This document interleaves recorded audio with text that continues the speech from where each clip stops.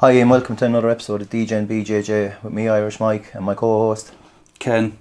What have we got today, Ken? Special guest. So, do you want to give him an introduction? With us today we've got BJJ Purple Belt, podcaster, meme creator, lover of dogs and cats, Andrew Quinn, aka the Limerick Globetrotter. It's good to have you with us. The man behind Humanzeejitsu. How are you getting on, man? Thanks for coming on. No worries, guys. I think that's the most accurate introduction anyone's ever given me. Lover of dogs and cats. Yeah, I was trying to, other than the social media and podcast accolades, I was trying to find something from your social. I've only followed your Human Z one quite recently, but I followed the Limerick Globetrotter one quite a while, and I always see the occasional dogs and cats snap. So before we get into the interesting stuff, well, dogs, there's not much more interesting than this, but is there a story behind that? Is that something that you just do on your travels? You snap the furry friends, or are they like your pets? See, it started off, what's it called? My neighbour has two black Labradors next door. They'd always fucking escape, like, because you know how they are. Dogs don't want to be like locked pulled up the whole time. Yeah. They'd always escape. I just take a picture of them or make a little video every time they escape into my yard. I'd make a funny little event of it.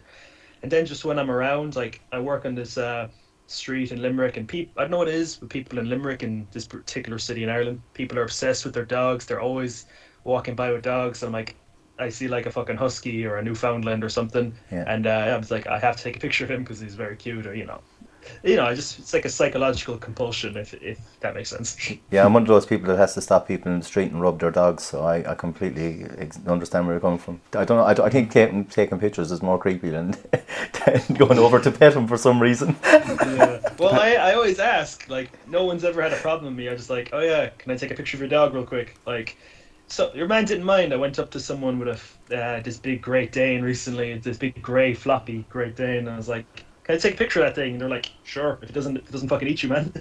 That's enough about dogs. So yeah, we've I always like to start with how we got to know each other. But I think Mike told me last week that you guys have never actually met. I guess this is me being a racist Englishman, just assuming the two Irish fellas that know each other through jiu-jitsu and podcasting have met each other. But you've just been digital friends, eh? Yeah. So I don't know how I came across you, but I just started I liked one of your stories, and I was actually looking today just to refresh my memory because, well, if you've listened to one episode, I don't have a good memory, but it was just like I said, I didn't realise you had a podcast, and then I listened to the episode, and I said, me and my mate started a podcast just for shits and giggles, like, and then you were like straight away, send me the link, and I think it's gone on from there, like, and you've got a lot of shout outs and stuff like that, because I think I probably DM you as much as fucking the next person, like, you know what I mean? It's just sharing memes over and back a bit, and obviously with we'll get into it a bit later, but all your travels and stuff, you're kind of quite interesting person to follow, like. So I guess you're kind of jiu-jitsu content creator, and let's start with your kind of jiu-jitsu martial arts story then, mate. You train at a Treaty Grappling at the moment, correct? When you're not on the road? Yeah, we opened up there about 3 months ago. See, it was funny, for the longest time in Limerick there was only one gym, and then like this other gym opened up there about 2 years ago, and like if any of you know, like, you know Tom Halpin, he started training in Limerick, and we all just wanted to do nogi and do our own thing, and I've known Tom for many years, and he's like, do you wanna help us build a new gym? I'm like, sure, why not, fuck it, let's hop in there. And then we built the new gym, and it was actually in a function room of an old arcade bar. So that's cool vibes. This crazy wall.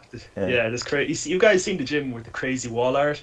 Yeah. We were gonna paint over it and put wall pads on it, but then we're like, okay, one, it looks really cool and no one wants to change it. We'd have the guys in, like, putting the mats down and making the place clean and making it trainable. That's a great word I use, trainable, and trainable. But none of the guys wanted to change the wall art. It was like, we all just wanted to be, funky and have the crack, and it was like, this place, some people bow to Helio Gracie, a picture of the wall. There's a baby Yoda painting on the wall, we bow to him.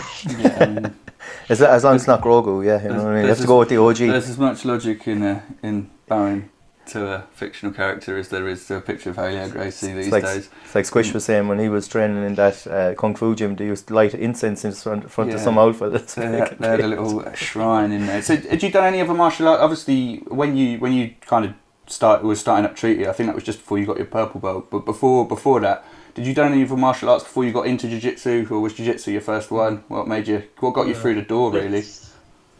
Let's see. Way back when. Okay, if anyone has a childhood lately, you've had to do the obligatory karate class when you're growing up. We've all done that. I done kickboxing like when I was like 7 or 8 in a gi for some reason. Don't ask me why we were doing kickboxing in a gi. It's just one of them gyms, isn't it? The tradition, mate. I don't know. I don't know. I guess there is some fair enough. Like, even though I only train no gi, I still see a reason to like teach children in the gi, bit of uniformity and discipline and stuff. Fair enough, grand, whatever. But like I done like kickboxing when I was 7 or 8. I didn't stick with that. I done karate for a little bit when I was like 11 or 12. I didn't really stick with that. It's actually funny the reason I started jiu-jitsu, because I didn't have a sport or a hobby or anything growing up. I was a bit of a recluse in school. I didn't really have many friends. I was a bit of a loner. But like I done like rowing and rugby. Never really liked them at all, because you know what they say. I hate people, but I love gatherings, because like I couldn't really get into the team sports. But jiu-jitsu is like an individual team sport. But like I was doing MMA with my brother, because he was doing MMA for a little bit. And it's funny, I started jiu-jitsu off of an excuse to be lazy. I was like, oh yeah, the MMA, it's grand, but I just want to do the grappling, because there was like no grappling at the MMA gym, air quotes MMA gym. And my dad was just like, oh yeah, there's a jiu-jitsu gym down the road, why don't you go do that? And I was wanting to be a lazy bitch. I was like, oh no, I won't do it. He's like, go fucking do it, man, come on. So I go and I do it, and I fucking loved it. So I was like, cool, that was 6 years ago, and I love training it ever since. Have you did you compete in MMA at all?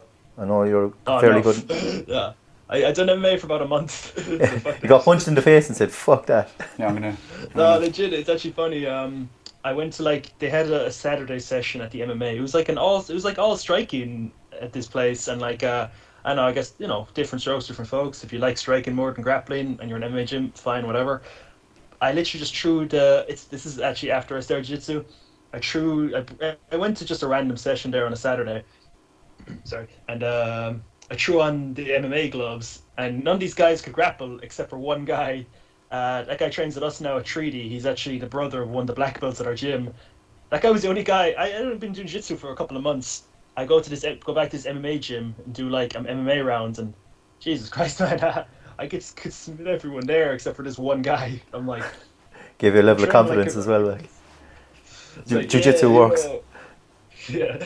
Or okay, this is probably don't laugh before I'll give you guys a little opposite side of it, so I don't sound like a cocky bastard.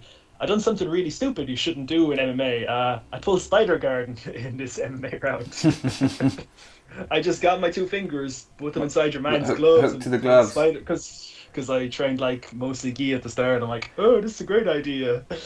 Now that guy wasn't great, and I triangled him, but like, I would not have gotten away with that with anyone good. First and foremost, they'd be like, you can't do that, yeah, man. referee disqualify. You can't hook the gloves. Like. Yeah. And also, someone good would just get their hand out and fucking punch me into the head. Yeah.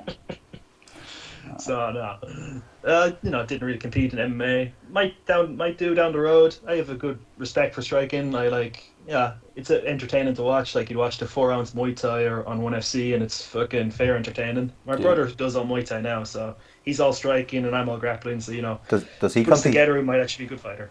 Does he compete? Yeah, my brother's actually in Thailand right now, and he fought a Thai fella last week and knocked him out. It was like, damn, he's fighting again this weekend. So that's right. Is he out there like travel training, or is he out there living, actually doing the whole Muay Thai thing for a bit? Because I know that's kind of meant to be like an essential pilgrimage if you're well into the Muay Thai. Oh no, he's just over there for like a month or two. Like, it's just a short stint, because he's been over there before, and like can't remember what the place is called, and he's already told me a million times. But like, he's been over there a few times and he's loving it to bits. It's not like he's living there, and I tell you, he couldn't live there, because you know how Irish people are. If we were so pale, we're the colour of a page on like a colour index thing. My brother is. I get sunburned a lot. My brother's worse than me with the sunburn, so we couldn't live anywhere like that. Yeah, short stints. So obviously you got through the door due to abject laziness, that you were trying to avoid exercise, but you ended up falling in love with the sport that you've been doing. What, so you say 6 years now?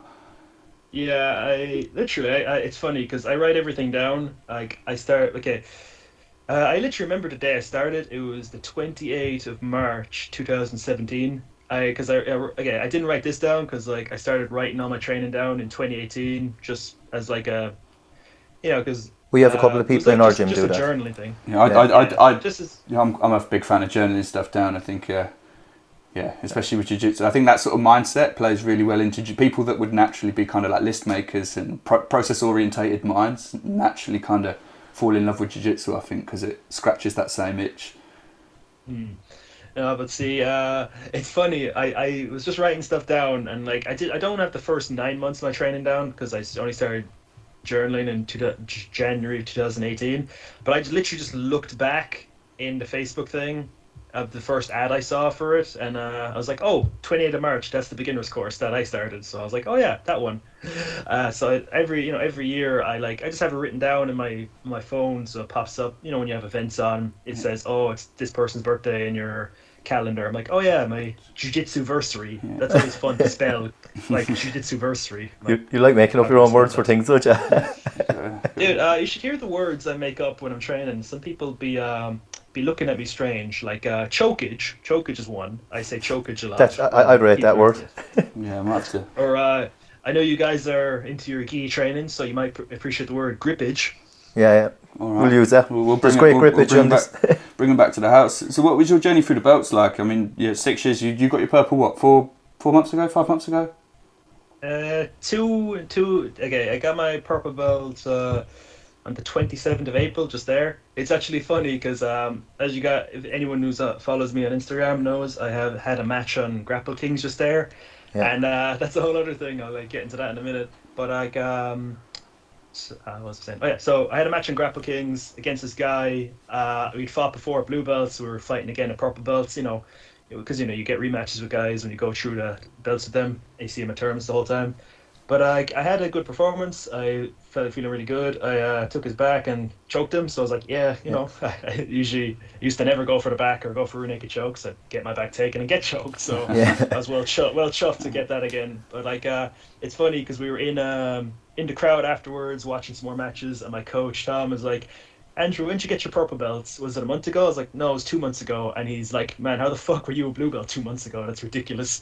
We were just having a laugh about it. So look, I was going to ask, because obviously, you say you've been training 6 years. You got your purple belt relatively recently.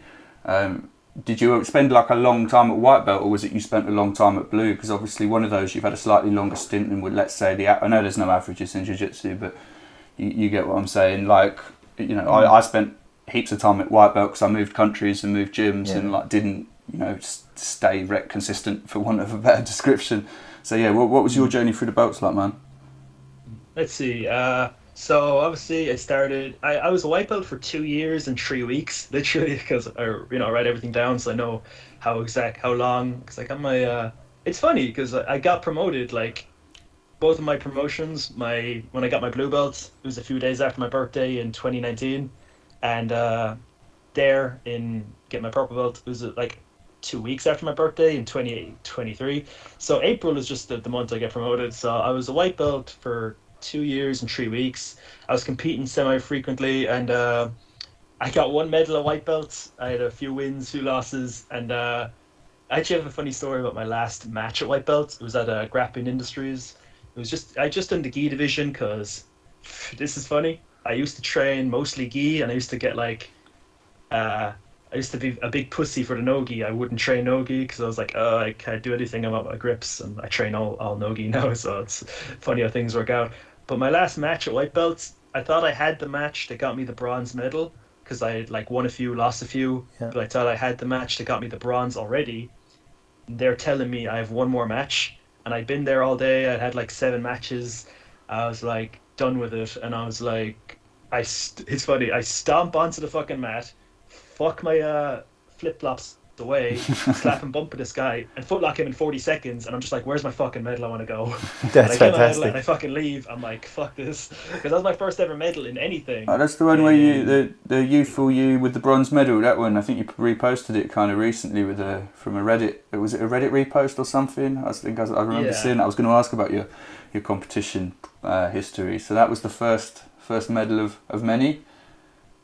Yeah, I actually have all my medals here, and I'm recording this in my shed. Let's see. Let's give them a quick Yeah, for our audio, I think it's like 13 or something. I can't remember. So like most of them are at blue belts. Like I got one at white belts. Most of them are blue belts, and so far purple belts. I have 3 medals so far. it's not bad for what? Oh, few so months, you've done other competitions at purple belt as well before Grapple Kings, yeah? Yeah, I done. Alright. I'll get into that. So like so that was my last match at white belt. Sorry, so I we're got going to a blue, bronze yeah? medal for that. Yeah, we'll go into So I blue. got the blue. Yeah. Yeah, so it took me a long ass time to get wins and get medals at blue belts. I used to have a bunch of default medals because like small divisions or people not showing up. Yeah. I literally fucked all my default medals there away. They're just in the basement. Like I'm not displaying them anymore or anything because I have enough. We rate that. Yeah, Big time. Mike's a big believer in that. I was actually, we were talking to, there's a guy we trained with, he's a purple belt as well, Connor, and he said you should just keep him. I didn't collect my last one. I was just like, I'm not even collecting it. I came third, I lost the match.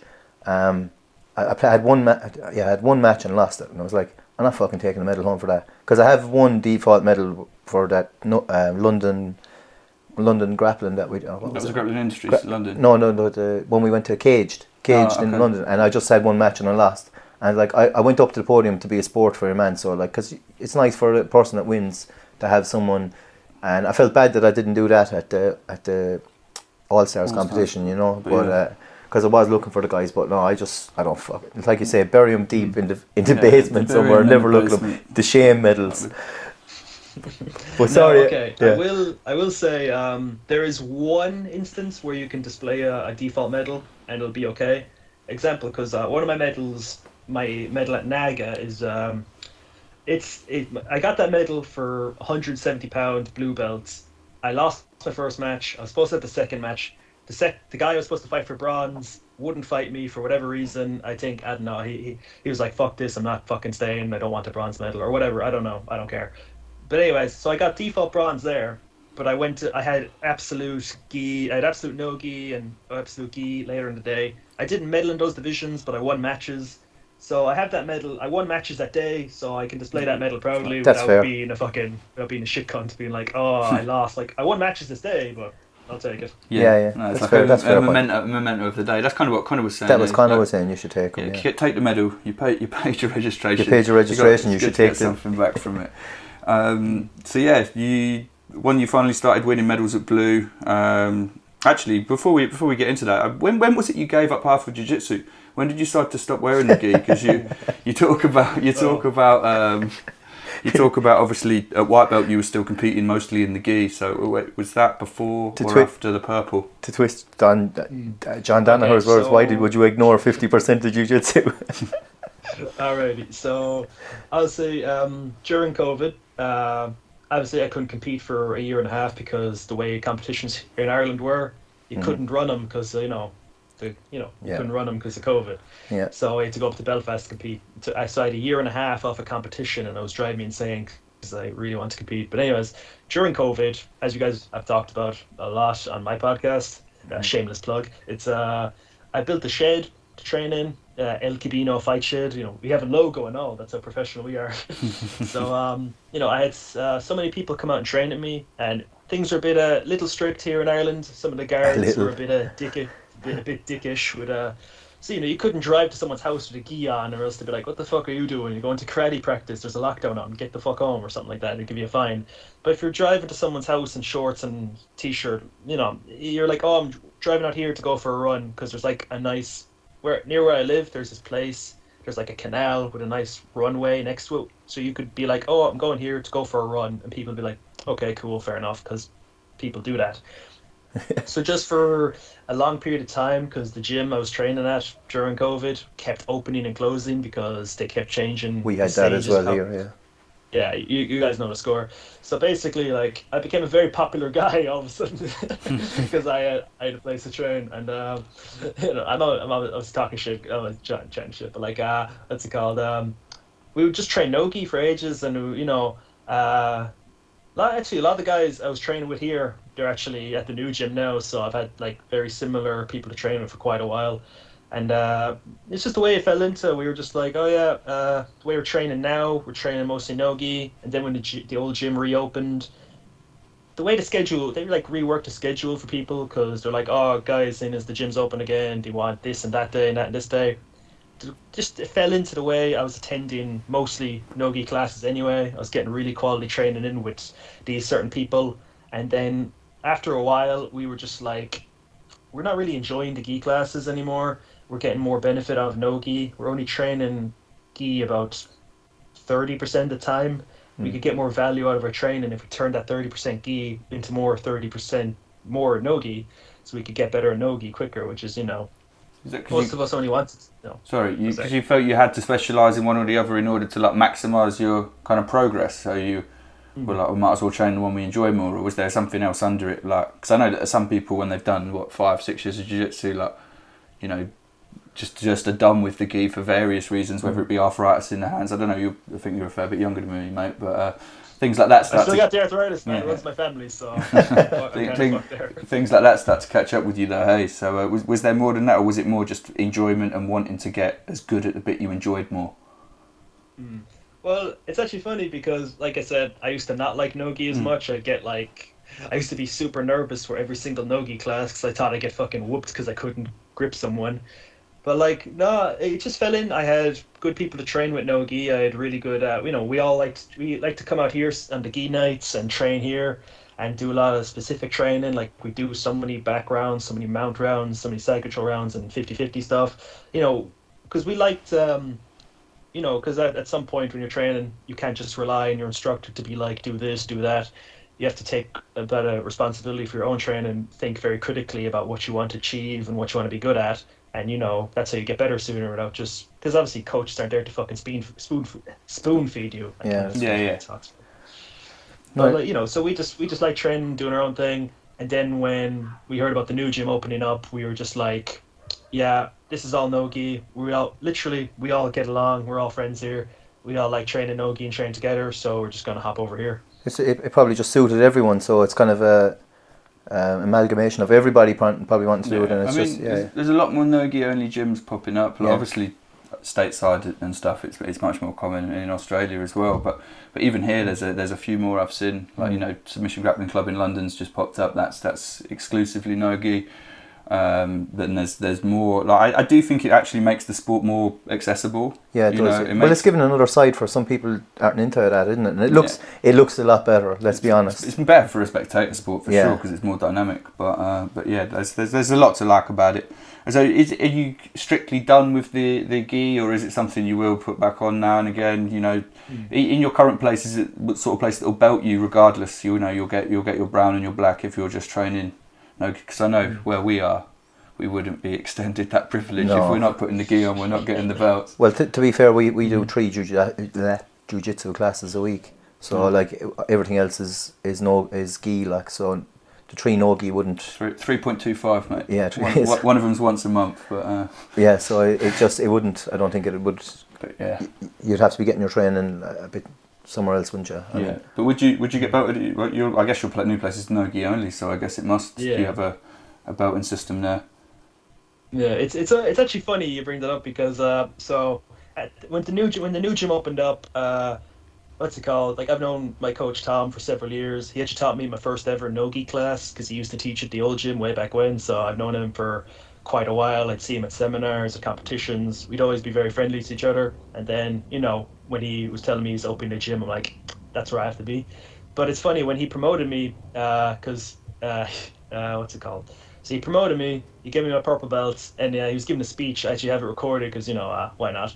And, I have the video, but I just keep it for myself. And he was going on about how, belts and no-gi are a bit weird. And he's like, but you have a college degree, but you don't keep it in your pockets. You're like, getting belted no-gi, it's kind of the same thing. Like, if you guys have a college degree, you don't keep it in your pocket. You don't wear your belts all the time. You just, just wear a purple rash guard, and we're all laughing here, and I can beat purple belts competitions. So yeah, that's a really nice analogy actually. Yeah, I know that Danaher gives a knife for his black belts. Yeah, which I think is that's quite psychopathic, but yeah, no, I'm well sorted on the weapons front. I got a Viking axe, nunchucks, and knives. I don't need, like, if someone give me a samurai sword and give me a black belt, I'd be like, cool. I don't have one of those. No, you keep them all in the cabin as well. Oh no, they're all in my bedroom because if someone breaks into my house, I'm not doing jiu-jitsu on them. I'm attacking them with an axe. That's fair. This is for my friends. With my enemies, I use weapons. I I'm surprised you didn't say a knife, like being from Limerick and all, but you know what I mean? Alright, so when we were making the gym, so we were workshopping a few names, and we eventually settled on Treaty Grappling Academy. One of the working names that I suggested was Stab City Submission Grappling, and the guys were like, "No, That's fucking awesome. no, that's a terrible name." that would be I mean, it's terrible for PR and brand, but in terms of like for those like dedicated people that train there, it's a cool name to have to be repping at comps. Yeah. I think. Well, if anyone wants to take that name, if they're opening a gym in Limerick, you can take that. Stab City Submission Grappling. You'll probably find a few up around my roster that anyway, you know what I mean? Unofficial grappling. No comments. What was I saying? Oh yeah, to get back to the what's it called? The Blue Belt run. The competition run, yeah, man. Oh, dude, it was ridiculous because like last year, so we got back to competing in late 2021. I got a few silver medals for my troubles, and then 2022 last year I had a very, very shit run at blue belts. Like, man, I was losing here, and everywhere. I was losing the whole fucking time. You know how it is. Yeah. I get a bit too wrapped up and stuff. I'd be like, that guy got his blue belt after me. I can't lose to him, and then lo and behold, I'd lose to him, and then I'd be even. It's like a self-fulfilling prophecy. I'd get even more annoyed at myself. Get in your own head about it, and then just build the own anxiety you don't need. But yeah, so do you prepare for how do you have a certain way you prepare for competition? Sorry to go across. I've actually tried a million things, like not thinking about it, thinking about too much, thinking about it medium. But I tell you, my most recent one, the most recent way I done it was just relax for a whole week before. It's like before Grapple Kings. So this is the story. You guys, we were talking about it on the last episode. I was at that camp in Greece, Utopia. Yeah. We were going to ask you about that later on as well. Yeah. So I can just give a brief little thing about it now. This is just a quick aside. So I went there to Greece, went to Utopia, and literally I didn't roll some days, or I rolled really light, or only done positional rounds. I took it so chill, so relaxed, and honestly, because you know how it is. Okay, not that I didn't trust people there. It's just not everyone there speaks English, so I can't tell people I have a thing on. Can we go light, please?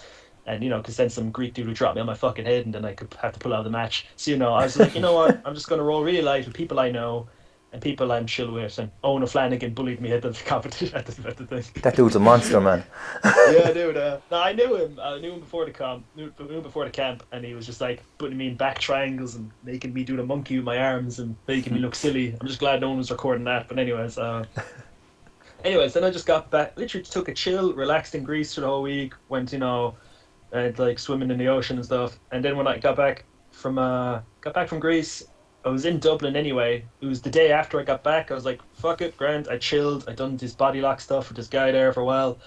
I tried to body lock this dude for the whole match, but I got this other pass and took his back and choke him. So I think that was a nice balance, because I like to chill and just be relaxed before the thing, because it's literally like any other day at fucking training. I'm like, cool, go in, have a round, just treat it like a normal role, like That's the way to have. So back to the blue belt run. So how did you get over that bad streak? Was it just like you turned up and had a good run, or did you change something in your training?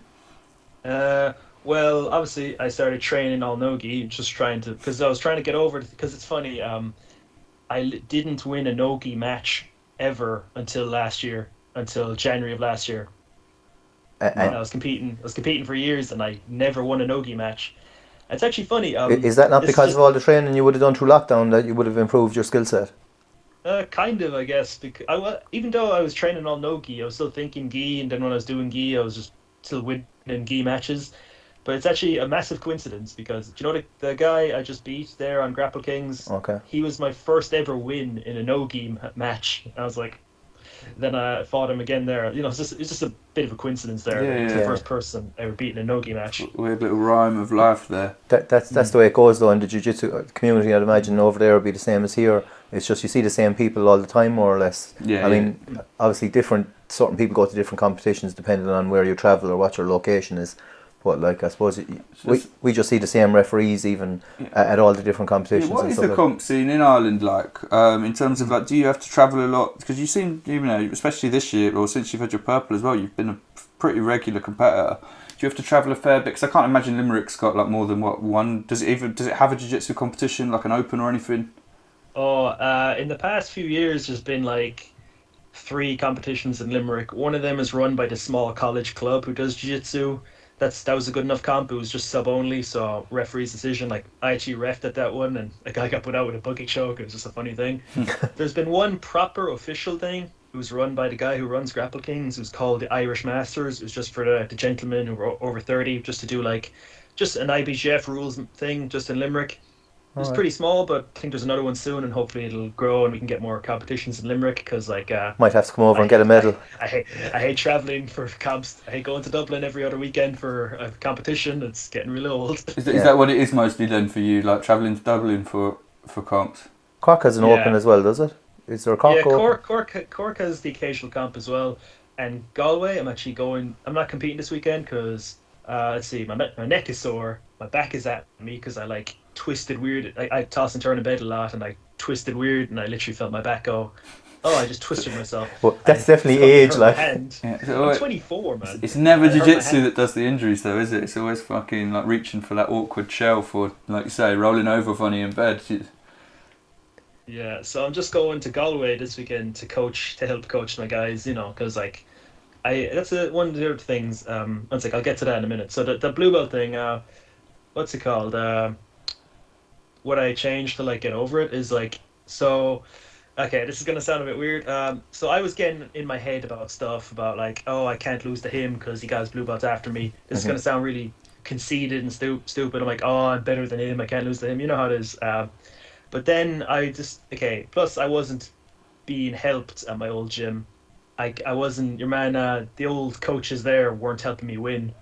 Some of them were helping me, but not enough of them, and not the people who were supposed to be in charge of grading me were helping me win. They'd always be there to make comments when I lose, but they'd never help me win or give me credit when I won. So like, is that a thing that they wouldn't, like if you were having a match, like they'd maybe coach someone else instead of coaching your match or something, or is it just you were kind of giving the cold shoulder? They just wouldn't be there. Wouldn't be there. Like you felt like, okay. You know, it's just ridiculous. Plus, like, you know, they'd always be there with comments after the fact. I'm like, you know, you could have said this before and helped me a lot, but whatever. And what's it called? What was I saying? Oh, so what I did was I was getting so wrapped up in shit. I was like, you know what? I'm gonna do a fucking purple belt division, and I did, and I got bronze in this purple belt division, and like because I was like getting sick of. Personally, I felt like I was good enough to be purple belts. And then if I'd done purple belt competitions, seeing as I wouldn't have this whole dynamic in my head of I should be a purple belt. Yeah, you're putting yourself in a better place mentally as well, because you feel like you can compete against these guys, and then you've proved it. You proved it, like so. Kind of like what you were saying with the relaxing. You know, you go into it more relaxed because you're not putting that mental pressure on yourself, being like I'm on this or that. You're just like, well, I'm competing above my actual rank, so let's roll the dice. Yeah, and I'll tell you about my first purple belt competition. So I fought this guy, and this is ridiculous because I've only had like, I don't know, six matches at purple belt so far, because I was still a blue belt doing the purple belt division. I just count that as purple belts competitions. That's fine. You know, they pretty much are. 3 of them got their brown belts after beating me. I'm like, man, this is ridiculous now. So the first guy I ever fought a purple belt, he fucking belly down footlocked me, nearly broke my foot. And he got his brown belt a week afterwards.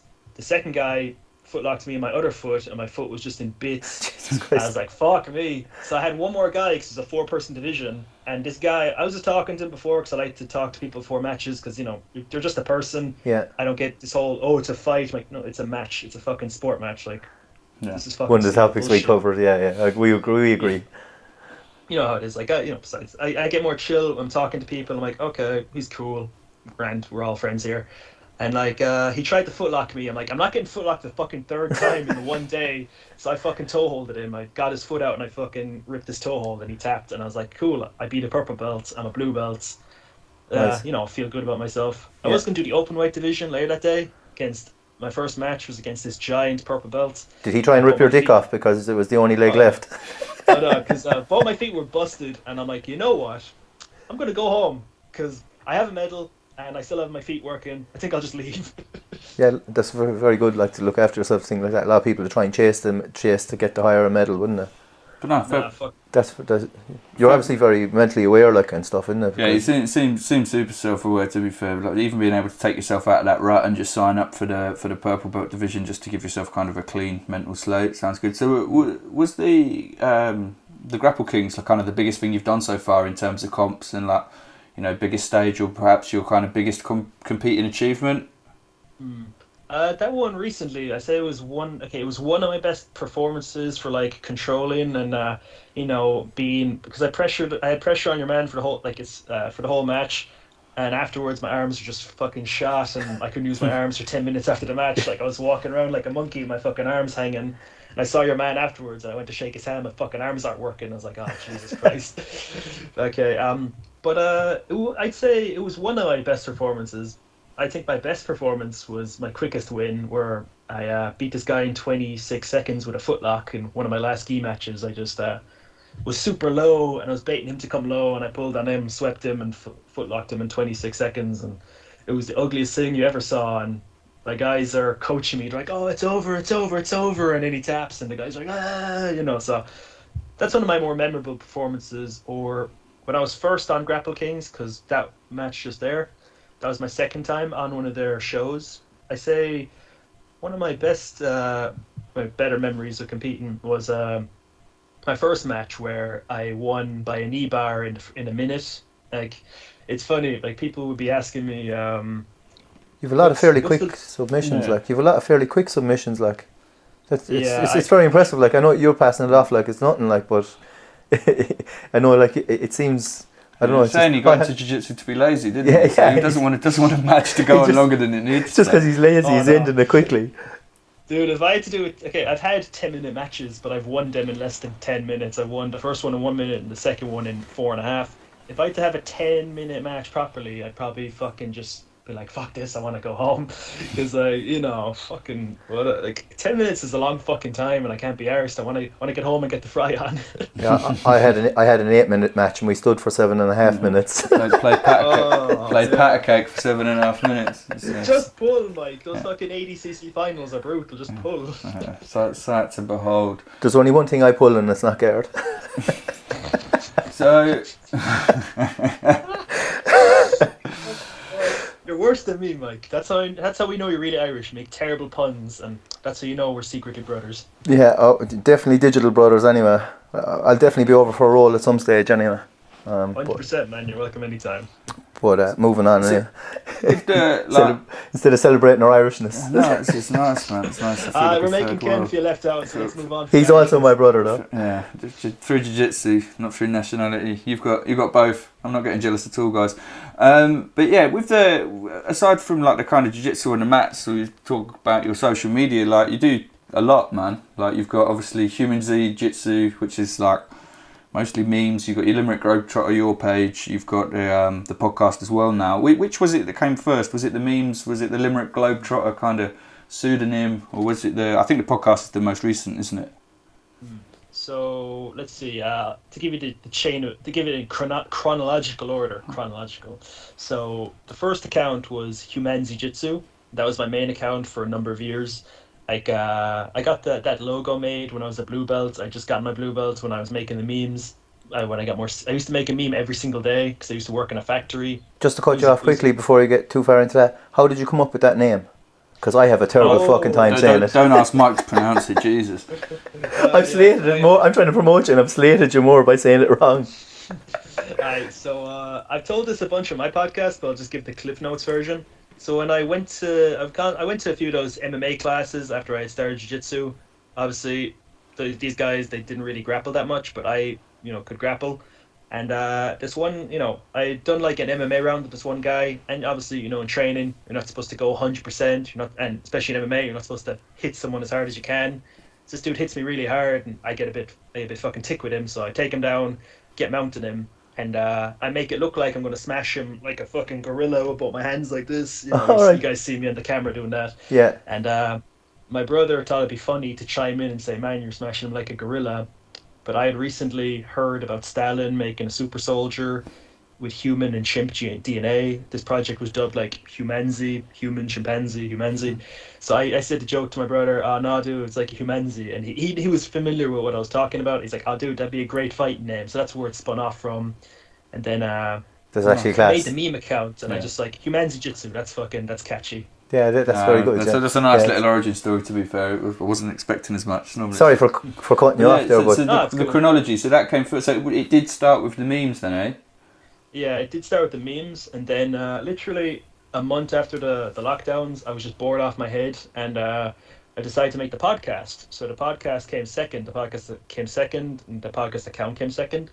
So I was just talking to people, posting the podcast thing on the Instagram as well, and then I'll tell you, it's funny about why I have the third account, the Limerick Globetrotter, which is now just my personal main account, which I actually use more than both my other ones.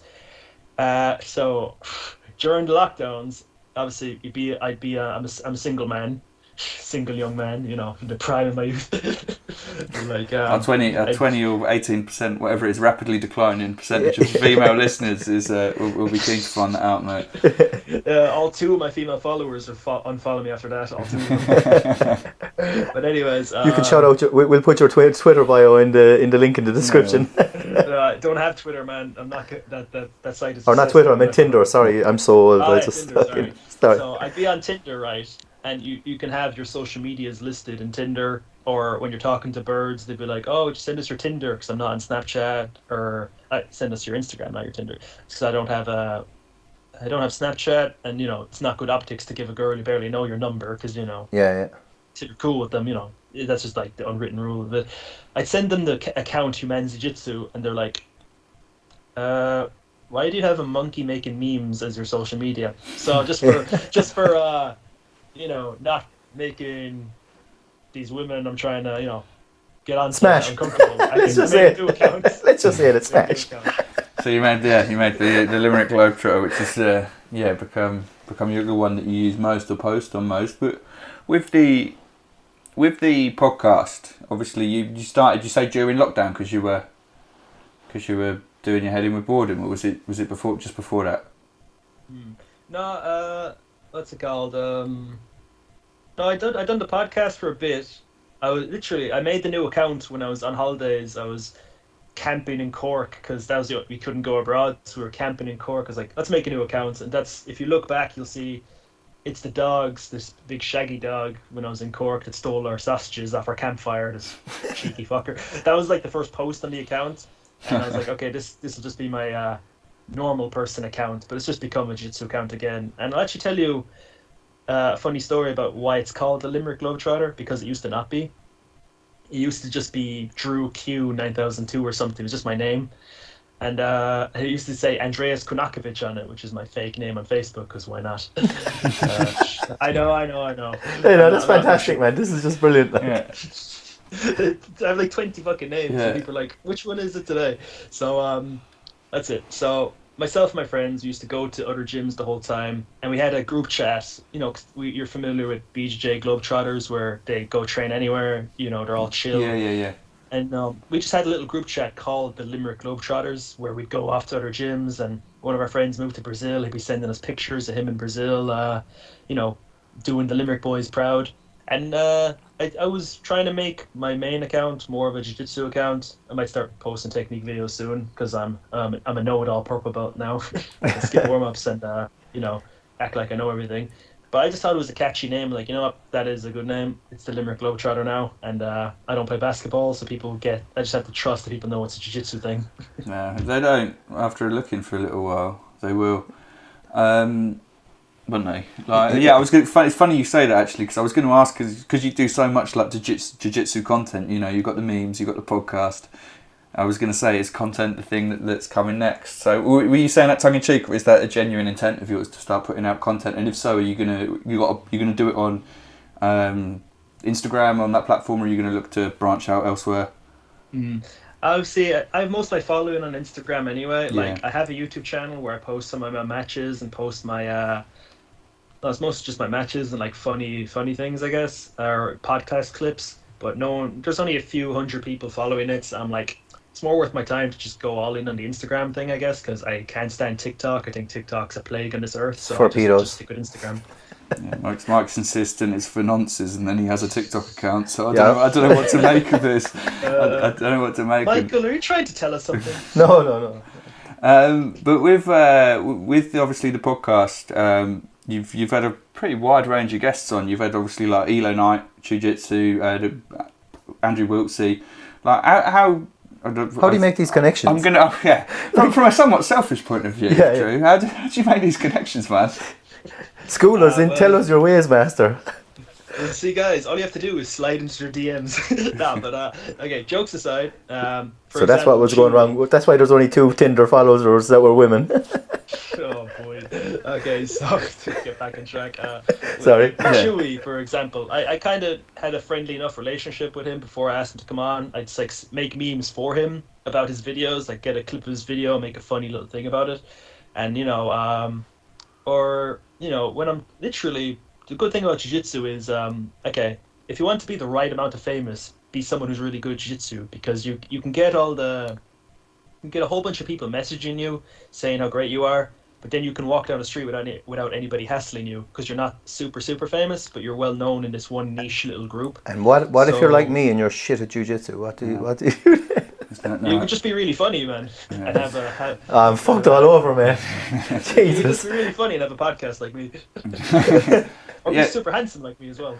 I'm fucked in all angles. Ken's going to have to pick up a lot of slack. Oh, Jesus, my fucking hell, dude. Did you not listen to any of the pointers I gave you? You should listen to me 20 years ago. But anyways, okay, literally, I've just put the feelers out there a lot. I've texted a bunch of people saying I have a podcast. Would you mind talking to me? Because jiu-jitsu people, they're like, cool, I'll talk to this random guy about jiu-jitsu for an hour, and I'll pick these people's brains about stuff. Or like, seeing as my thing is more of a low-key casual thing. It's not a super serious fucking thing. People like to just chill and have the crack, like, especially like, sure, it's funny with the Andrew Wiltsey thing. I have a 20-minute clip of me and him talking about anime and Star Wars that I didn't even put in the episode. It's on my Instagram.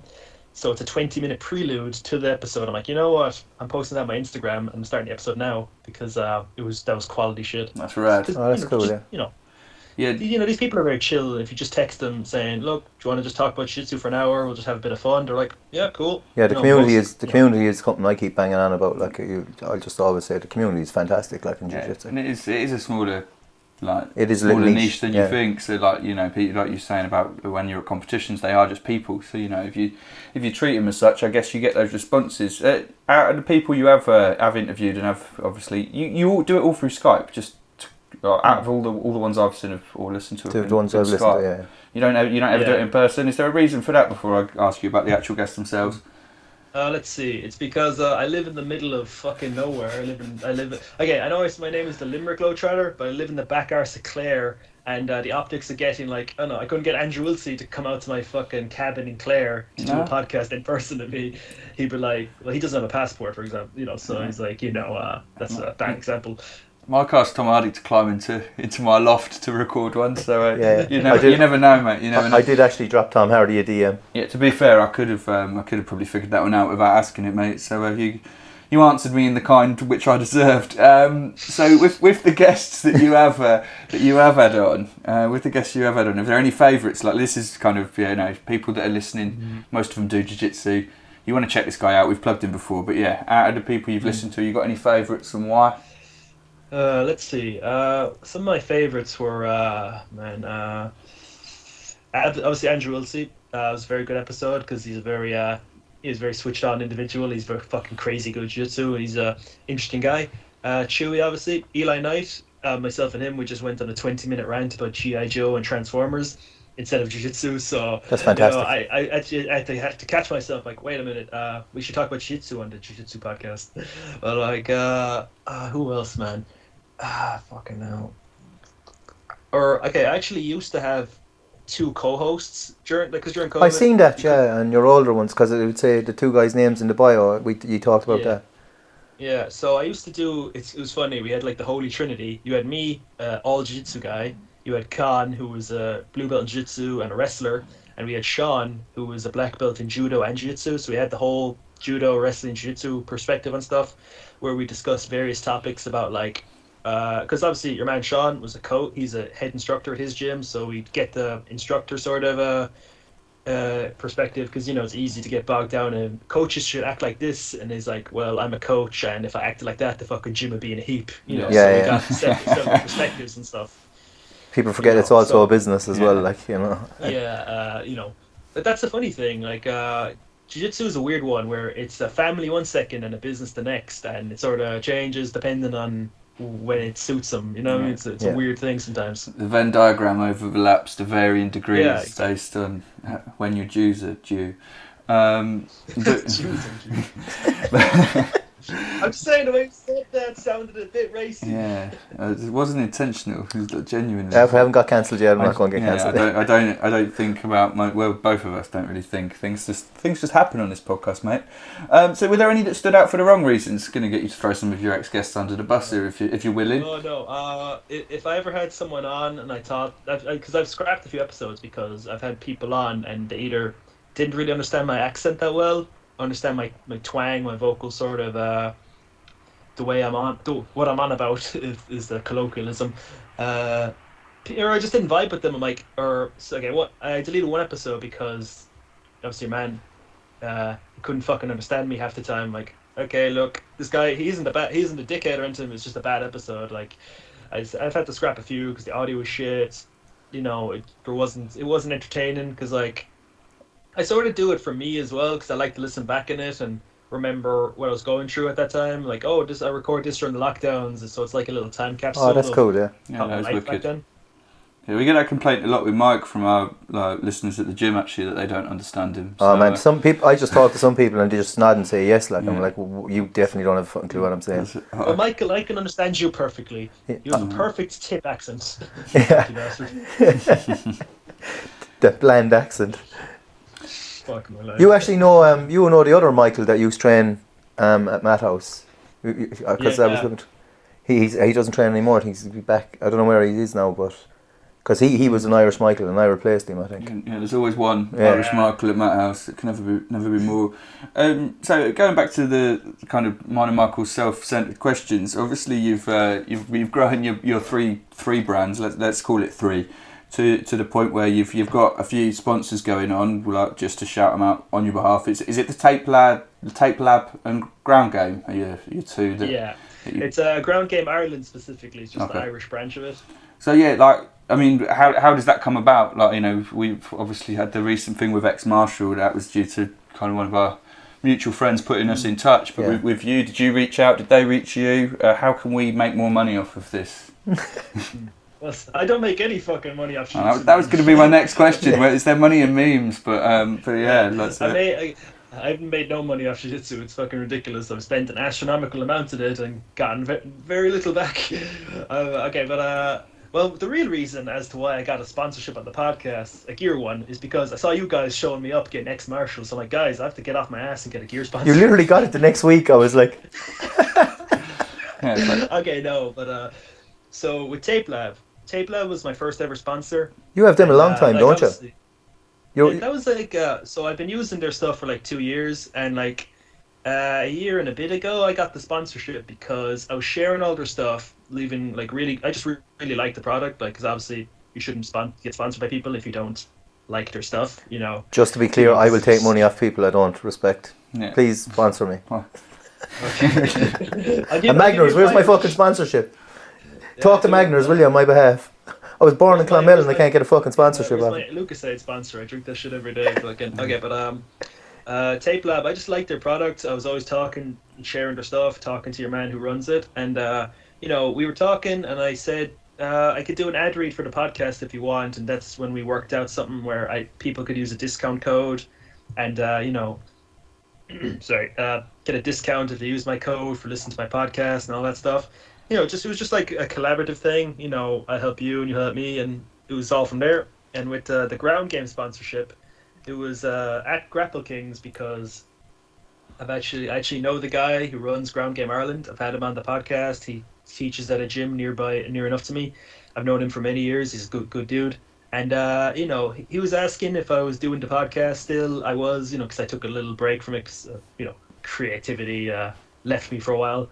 So no, he was just like, would you want to like maybe partner up and do some episodes together, and we can do a little discount code sort of arrangement, so people could listen to your podcast and use your code and get a discount on gear, and we'd all be I just said collaborative thing, but no, that's pretty much it. No, that's And cool. I literally said to him, I was like, because he asked me before my match at Grapple Kings, like, how about you wait until after a match, see if I win, see if I'm worth it. Then I went up to him, I was like, yeah, cool, let's do that. Nice. I don't want to be getting sponsorship things in my head and then losing a match and being down on myself. I'm like, it's fucking... Did he sponsor a lot of athletes like that? Because I've seen athletes, competitors, I suppose, whatever, but because I've seen you, there was a couple other matches, I was watching your stories, and then I seen a couple of highlights from it. I went into the page and followed it, and I see a lot of people were sponsored by Ground Game. Does he sponsor many people, or is he starting to grow the brand? That part, that Irish brand? So I think there's a few people sponsored by him. I'm not entirely sure yet, but the event was sponsored by Ground Game. Sorry. Okay. So seeing as it was like a show, like the match I was on the undercard. The guy, like, I was in the blue corner, so I got the blue rash guard. My opponent was in the red corner, so he got the red rash guard. That's cool. Yeah. So, but people on the main card, I think some of them wore the blue or the red, but a lot of them just wore their own kit. But I think the thing was just wear the blue or red if you're on the undercard. Like, cool, whatever, I don't care, grand. Sure, I got a really nice Ireland rash guard off the last event. I'm like, cool, I ain't complaining about free kit. That Wolfhound one you have is class, man. Wolfhound. I wonder if they still have it, man, because... I tried buying it. Yeah. I couldn't get it. Nah. Oh, well. You still have the Scramble one. The Scramble one's really nice. That was rad. Yeah, that's it. One. Yeah, it's excellent, yeah. Brilliant. So from what you're saying, I think it's safe to assume you're still working. Jiu-jitsu isn't your full-time career then, unfortunately, with the podcast. Nah. And which of the lines does generate the most traffic? Like, is it the podcast or is it the Instagram feed? I'd say it's the Instagram feeds, man, because I'm always sharing stuff and trying to like make funny little posts. Or I say it's mostly Instagram is my niche, because the podcast gets me a few listens and a bit of engagement, but like I really got to share it more, because like I'm profoundly lazy in that regard. I'm just ridiculous. I'm like, sure, I'll just put it out there. People want to listen, they want to listen, but I really got to share more. I'm like, yeah, to be honest, man, you have some like really high level guests, and I mean, I'll reshare any of your stuff if you want to share. I mean, just to even get. We don't have as much of a following as you, I don't imagine, but at least you'll be getting eyes from this side, like, and I think jiu-jitsu is that kind of way. We'll reshare all your shit, and we'll put your discount codes in the link in the description and that. The other thing I wanted to touch on actually was the travel, which we went onto briefly. I know you just came back from Jutopia, and I think I unintentionally slandered that on a previous episode, and but I think that way I meant it more as a self-criticism, as in like there is no way I could sit through that much jiu-jitsu, and I can barely remember a 2-hour class, bro. So sitting through that long would melt my brain. But it was like, was it over 3 days? Undo the bad kind of things I said about it in terms of like actually give us an accurate description of what went on, what the structure was, kind of what it looked like for you and the guys there. So it was week long. One of the packages was 4 days, but I just got the 7-day thing because I'm like, I want to just go.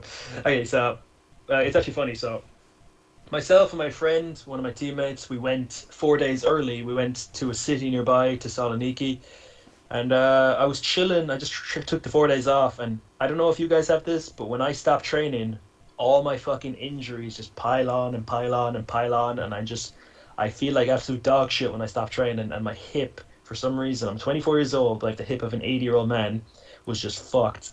And then I go train the first day there. The first day there was all gis, so I was just sat there fucking scowling. I got 2 rounds in, the guys are still wearing gis. And it's one of the guys, I fought before, and he's beating the shit out of me again. It was the guy who beat me a purple belt the first thing. I was brown belt a week later. So he's beating the fuck out of me, and he's wearing a gi, and I'm wearing no gi, and my hip was sore. Then afterwards, like, you know what? How about I just go home and fucking rest, or go for a swim or something. But then the next day, I got 4 no-gi sessions in, because the way it was, they're like, so there was like So yeah, there was like an hour slot of this person teaching, and then like you said, a bit of an open mats thing. You can spar or do positional rounds. But the thing would drag a little, and like, guys, it's enough time. That's all I have time for now because I'm actually spilling into this guy's class. So I'm gonna wrap it up there, and we'll have open mat later if you want.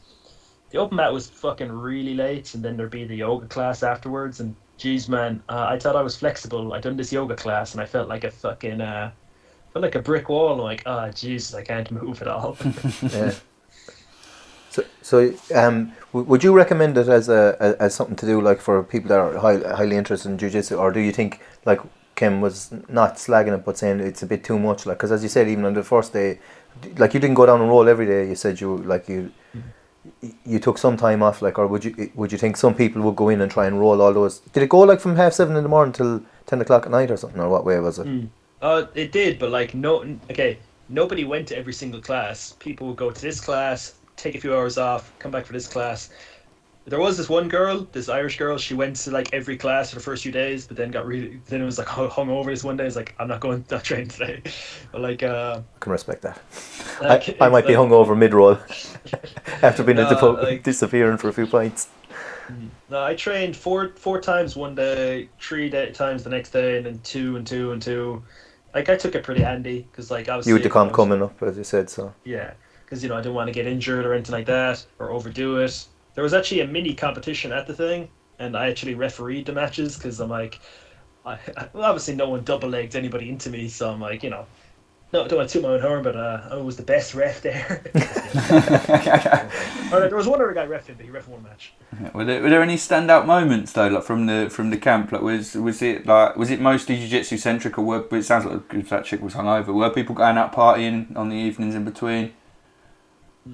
No, there was some partying and stuff as well. I got to talk to some more people that I didn't really train with because they go to the gi classes, I'd be going to no gi classes. But when we're like at the restaurant later in the evening or at the pub, I'd be talking to them.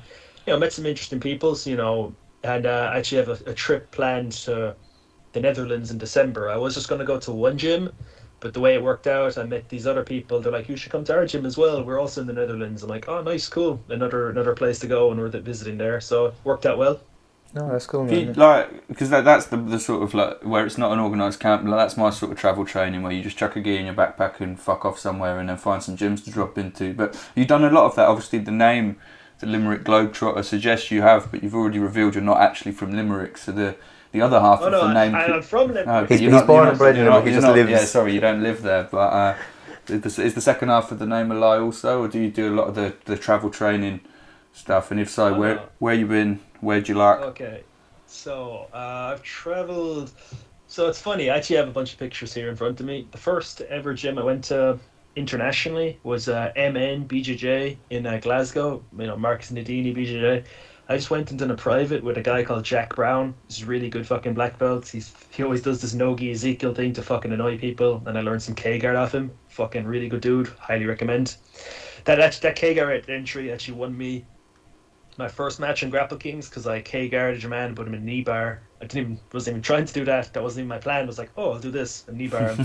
So I learned that off Jack Brown, and shout out to Jack Brown for winning me that match. But that was a very good gym because I'll tell you a story. So I hadn't traveled for like 5 years. I hadn't I didn't leave Ireland for 5 years. Then obviously COVID and all this shit. Yeah. So then one of my friends, he used to train with us, and at the old gym, he's like, "Oh, I'm gonna go." He went to train with the Daisy Fresh guys, and he's training with them now. He's a fucking killer. He's like, "The guys will be in Glasgow. Do you want to come with me?" I'm like, "Fuck it, why not? I'll go train and get my ass kicked by the Daisy Fresh guys." We got to Glasgow really early. Your man knew this guy, Jack Brown. He's like, let's go train with him for a few hours. Cool. We went there. That was my first... that was only February last year, I think. So that was my first time training abroad. Then I got my ass kicked by all the Daisy Fresh guys later in the evening. Got to train and hang out with them and have breakfast with them the next morning. So we're all staying in the same hotel. And then fart around Glasgow and come home. So, that was my first time travelling and training abroad. That sounds class though, man. Was that? Yeah, that was when they did the whole UK tour, the Daisy Fresh. Yeah, and I'm actually in their Scotland video. I'm actually in it. So if you go to near the end, you can see me making a terrible joke to Alejandro, and It's a great clip. I'd highly recommend it. That's another shameless. Was there anywhere else that you went that stood out, or like what was the most favourite place you've been to on your travels? Or? So, one of the friendliest. Okay, I got another story for you guys. So I went to Amsterdam in May of last year. Not for the reason you think of, because I don't drink and I don't smoke. I'm not a shithead. Not a degenerate. Not a degenerate. I forgot this guy on, mate. I always worry about people that don't drink and don't smoke. Yeah. I always worry about them, but it's obviously a lot of your time is going into jiu-jitsu. So. Yeah, no, that's why he's way better than both of us Yeah. at jiu-jitsu. And all his social media and his podcast. Yeah, so you ended up in Amsterdam. 2020. I'm sorry, guys. But anyways, so we went. Okay, this is a funny story. So myself and my friend, who I just went to Greece with, myself and him. It's funny. Me and him go traveling the whole fucking time. He's traveled with me more than anyone else, and so we go training the whole time when we go traveling. Sorry. So we were going to Amsterdam because a friend of ours who used to train with us in the old gym moved there, and he's a brown belt at Roger Gracie Amsterdam now. And I was like, we'll be in Amsterdam for a few days. My friend was going for a Tool concert and to go train, but I just wanted to go train. And we were just like, what if we go there and we don't tell him we're going? We don't tell our friend that we're visiting him. So we just rock up to his gym. Like, I texted his coach, like, make sure your man is there on this day at this time. We're going to show up without saying a word and just fucking surprise him, because he hasn't seen us in 3 years. And we rock up, and lo and behold, so there was this big, it's like a glass window. He walked by the glass window, saw me and him in there, comes in, and his first words were, what the fuck are you doing here? Love that. That's brilliant. And then we were all just training, having the crack, fucking around, and we were hanging out in fucking around in Amsterdam. Fucking around in Amsterdam takes a whole different meaning. That's what he said though. He doesn't smoke, he doesn't drink, but he's one for the brass. So. Fuck me. But anyways, we cut that clip of that podcast, part of the podcast. I don't care about leaving. I don't give a shit. No, I mean, he means he'll cut it and use it for promotion. But your man had to ring his missus that night and be like, oh yeah, I'm going to be home late. And she's like, why are you going to be home late? He's like, because two of my friends from Ireland decided to just show up without saying anything. That's why I'll be late. But no, that gym, Roger Gracie Amsterdam, very friendly, welcoming. We got some really good no-gi rounds in. It was very chill. The instruction was very good. And the coach there, Francesco, really good guy. So if you guys are ever in Amsterdam and want to go train, Roger Gracie Amsterdam is very good. Good shout out. I do frequent Amsterdam entirely for the museums and the culture, of course. The Torture Museum. Yeah, the Torture Museum. That's what they call Roger Gracie Amsterdam, isn't it? Very funny. So, go on. Sorry. Sorry, no, I talked over you, bro. Go on. All right, so another gym. Another gym. Just so what's on my mind. Another great gym I visited. This is the last one, and then I'll shut up. Was Stealth BJJ in Madrid. I was there earlier this year. I was so if you guys know my podcast, you know I've had this woman on, Tiana Taylor, really good friend of mine. We always have her on the podcast. She's a great person to talk to. Very active competitor. She's very we're always talking about her competing and how the mental sort of side of it. So she let me stay with her for a week because I guess I'm just very good at podcasting that people let me stay with them for a week in Madrid. And I got to stay with her and her partner and train with them in their gym because, it was January. I had a few days off. I was, what's it called? I just wanted to change the pace. So I was like, I need to train in a new gaff just for like a week or something just to fix my brain. Because, you get sick of the whole routine and stuff sometimes. But it was very refreshing training that gaff, getting a new bit of instruction and, seeing how I roll with, literally I knew nothing about this gym. I'm like, let's see how I do in just a completely new environment. Let's see how I do there. Yeah, it's nice to get those new looks. So although there's no money in podcasting, it does sound like there are some perks if you can get a little European stay out of it. So yeah, with the brand, your trinity of your brand, you're like the Limerick Globetrotter, Humanzeejitsu, and the podcast. You got any plans? Anything next? I know you say you're heading off to, is it Netherlands again, or was it Norway? I know it was an N. My memory is terrible, bro. I think I'll be going to the Netherlands there in December. Gonna hit up a few places. Okay, I just had an idea there. Might make some terrible vlog style videos about training in Amsterdam, all this stuff. I think you should, man, because you have the following. We'd like it, and we'll reshare it, mate. So you might have 3 viewers. Yourself will be the first one watching just to make sure it's right, and me and Ken will be the other two. So I'll just refresh the page 100 times, so it has 100 views in like an hour. They're like, wait a minute, that's gonna fuck up the algorithm. That's the real secret, hey. So yeah, so you've obviously got that coming up, and you're planning to do some content. Any comps or anything coming up, or anything you want to plug yourself, other than obviously the stuff we've been plugging endlessly for the last hour and a bit?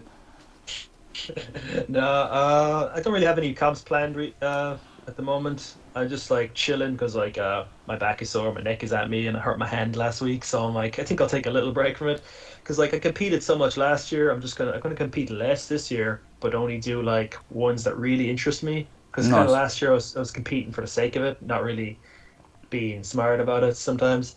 But like I would say, just like shout out to my sponsors, Tape Lab and Ground Game Ireland. They'll both be in the links in the description. Yeah. Just code Humanzeejitsu for 15% off, shameless plug and that sort of thing. We're all about the shamelessness here, mate. We don't ever feel bad. Actually, we did have one listener's question. We have a policy where we ask all of them, and normally they abuse our guests. But this one from Tim Kettlebell, whose father was actually a kettlebell, it is mostly directed at us, but it's like, for Andrew, as an established BJJ podcaster, what advice can you give to the 2 reprobates in front of you to emulate your success, aside from pulling their fingers outside of each other's asses? He's getting eye checked the next time I see him. He's going to know a finger in the arse feels like. So yeah. Okay. Moving swiftly along. Yeah. I'm assuming the word success has the 2 biggest air quotes around it that you can think of, because like, look, I just fucking, I just do it. It's like a low effort, chill sort of thing. Like I don't do too much editing, because I like it to just be. It's just like it's just like a conversation between 2 friends. I don't like the whole formality thing where it's super scripted and like there's a thing I follow, so I just ask the similar questions and similar things each episode. But if like I'm very good with the what's the fucking word? And this is another thing. I go off on tirades, then I. Oh, we do as well. Yeah, it's no hassle. Like, it's more genuine and stuff. Yeah. We did an episode called Loop Back because we just kept looping back. Yeah, loop choking back. Loop choking back, like Ken escaping the loop choke there. Man. Yeah, appreciate you, man. But yeah, no, that was all really from Tim. Yeah, we didn't get the normal kind of abuse for the guests, so you're obviously doing something right, brother. Have you got anything else that you want to finish up on, Mark? Or? No, man, it's cool to have you on, and like mad respect. We like as someone that we've only recently come in contact with, like we both. I think we speak for Ken as well, like not to be speaking for Ken because he definitely don't want that. But we respect everything you're doing, and like we'll continue to follow from the sidelines, and hopefully someday because Ken is going to do another trip to Ireland, we might get a chance to get a role. So no, definitely we'll make.